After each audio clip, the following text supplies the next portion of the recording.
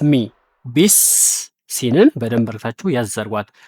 ከለፍዙል ጀላላ በፊት ያለ ፊደል ከስራ ከሆነ ለፍዙል ጀላላ ይቀጥላል። ቢስሚላሂ ባ የምትወጣው ደግሞ ሚን በይን ሸፈተይን ነው። ከሁለት ከንፈራችን መካከል ሁለቱን ኢጥባቅ በማድረግ በማገናኘት ባ صلوا على المصطفى الهاشمي بدر الصفا سماه ربي محمدا صلوا عليه وسلم صلوا على المصطفى الهاشمي بدر الصفا سماه ربي محمدا صلوا عليه وسلم صلوا عليه صلوا عليه صلوا عليه بسم الله الرحمن الرحيم الحمد لله رب العالمين الصلاة والسلام على رسول الله وعلى آله وأصحابه ومن والاه وبعد ود يا أخيرا وندموش يتوشي السلام عليكم ورحمة الله وبركاته نديت ناشو سلام ناشو كن يالله الحمد لله سلام نين إن شاء الله بالله فقاد نور الحبشة يميل عدس channel كفتشالو مالتنو ليلا اسكزاري عبرن يقوينو يقرأ يميل channel الله እንደዚሁ ደግሞ በተጨማሪ አሁን ሌላ ኑሩል ሐበሻ የተለያዩ ትምህርቶችን እንማርበታለን ብዬ በማሰብ አዲስ ቻናል ከፍቻለሁ ማለት ነው። ይሄንን ቻናል ሸር በማድረግ በደንብ አሳድጉት ማለት ወዳለሁ። እናንተም ሰብስክራይብ አድርጉት፣ ላይክ አድርጉ ማለት ወዳለሁኝ። ይሄንን ቻናል አብረን እናሳድገው። ለመግቢያነት ያክል አሁን በቃይዳ ኑራንያ እጀምራለሁ። በቀጣይ ደግሞ ብዙ እስላማዊ የሆኑ ትምህርቶችን ቁርአንም ሆነ ሐዲሶችንም ሆነ ሌላም በአጠቃላይ ይጠቅማሉ ብዬ የማስባቸውን ዲናዊ እስላማዊ ነክ የሆኑ ትምህርቶችን በአጠቃላይ የምንማርበት ቻናል ይሆናል ማለት ነው። ብቻ ይሄንን ቻናል በደንብ አሳድጉት፣ ሸር በማድረግ ላይክ በማድረግ እንደዚሁም ደግሞ ሰብስክራይብ በማድረግ ማለት ወዳለሁኝ። طيب ኢንሻአላህ ዛሬ ከቃይዳ ኑራንያ የመጀመሪያውን ደርስ ነው የምናየው። በአላህ ፈቃድ አላህ ካገራልን በተጅዊድ ነው የምንማረው ማለት ነው እንዴት እንደሆነ።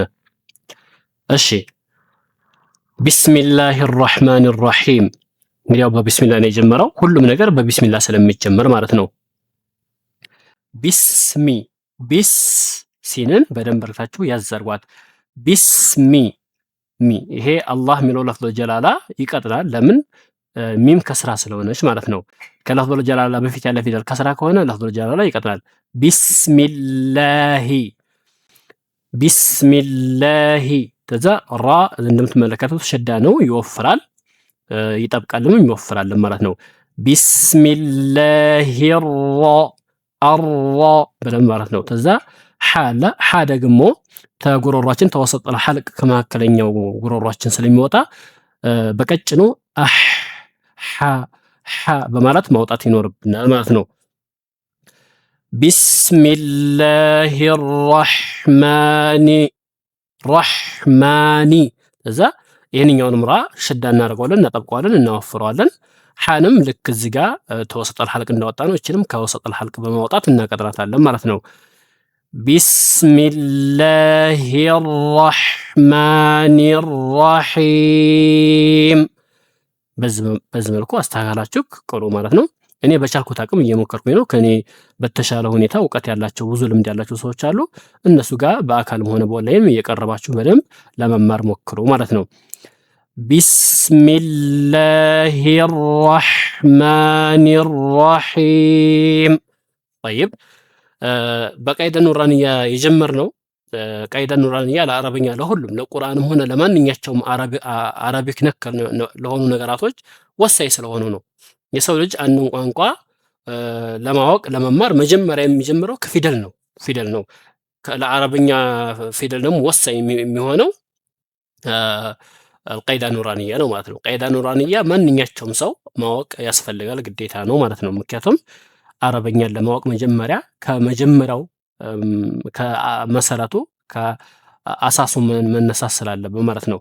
እሱም ከፊደል ነው የሚጀምረው። ፊደሉ መጀመሪያ ማወቅ አለበት። ፊደሉን ሲያውቅ ደግሞ በትክክል የአረብኛ ፊደልና የሌላ ፊደል አንድ አይነት አይደለም።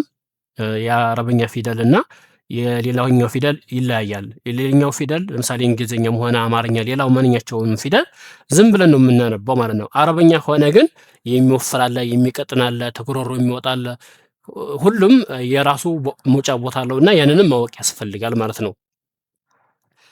ለዛ ነው ቀይደ ኑራንያ ተመራጭ የሚሆነው። ከቀይደ ኑራንያ ጎን በጎን ብዙ የአረብኛ ፊደላቶችን የሚያስተምሩ መጽሐፎች አሉ። ግን በዋናነት ቀለል ባለ ሁኔታና ዘመናዊ በሆነ ለመረዳትም ቀለል ባለ መልኩ የተዘጋጀ ኪታብ ቢኖር አልቀይደ ኑራንያ ስለሆነ ነው። ሌላ ብዙ የአረብኛ ፊደላቶች የሚያስተምሩ ኪታቦች አሉ። ግን ቀይደ ኑራንያ ተመራጭ ይደረጋል ማለት ነው። ቀለል ባለ መልኩ ስለተዘጋጀ ማለት ነው።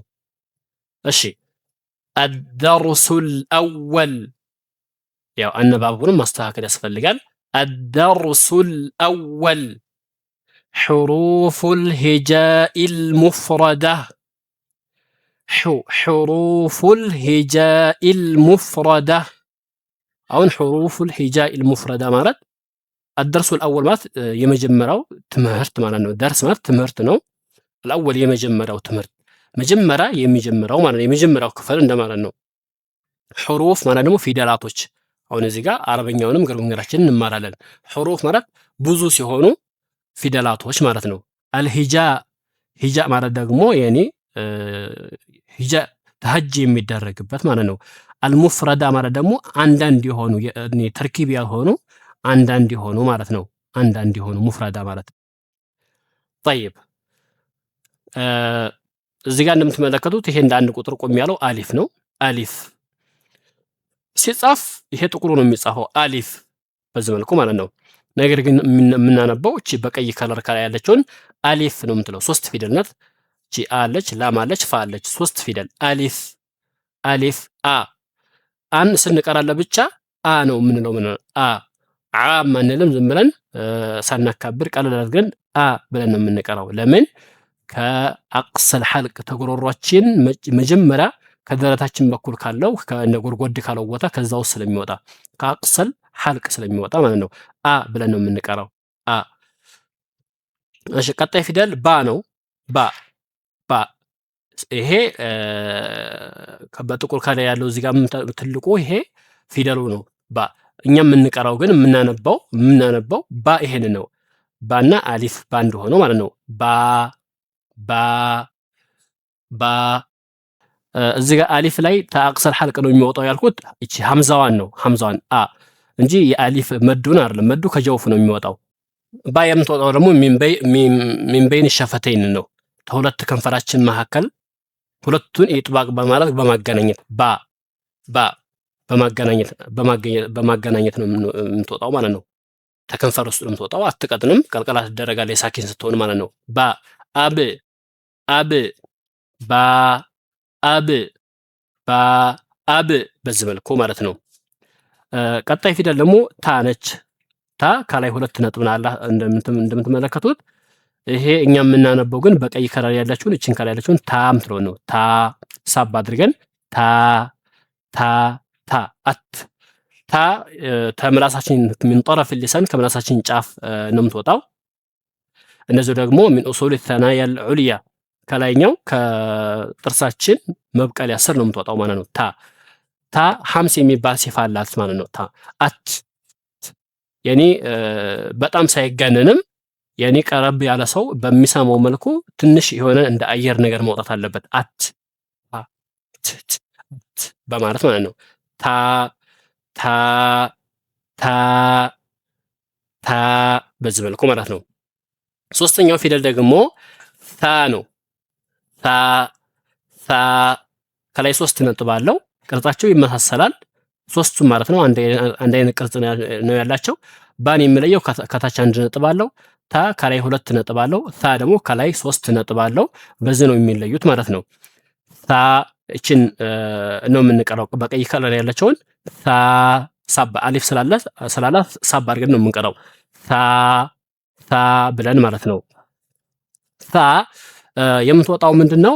ከሚን ጠረፍ ሊሳን ከምላሳችን ጫፍና ሚን አጥራፍ ተናያ العليا ከላይኛው ጥርሳችን ጫፍ ላይ ከዛ ነው የምትወጣው ማለት ነው። ያኒ ምላሳችን ጫፍ ትንሽ ወጣ ትላለች። በሁለት ጥርሳችን መካከል ጫፏ ትንሽ ወጣ ትላለች። በዚህ መልኩ ማለት ነው። ታ የኔ ድምጽ የላትም። አስ የሚል እስ የሚል ድምጽ የላትም ማለት ነው። በጥንቃቄ ነው የምንቀራት። ታ አስ በማለት ነው የምንቀራት ማለት ነው። እሺ ሌላኛው ፊደል ደግሞ ጂም ነው። ጂም ሶስት ፊደል ነው ያለው። እስካሁን የቀራናቸው የመጀመሪያው አሊፍ 3 ፊደል ነው ያላት። ባ 2 ፊደል ነው ያላት። ታ 2 ፊደል፣ ሳም 2 ፊደል ነው። ጂም ደግሞ 3 ጂ አለ፣ ያ አለ፣ ሚም አለ። 3 ፊደል ነው።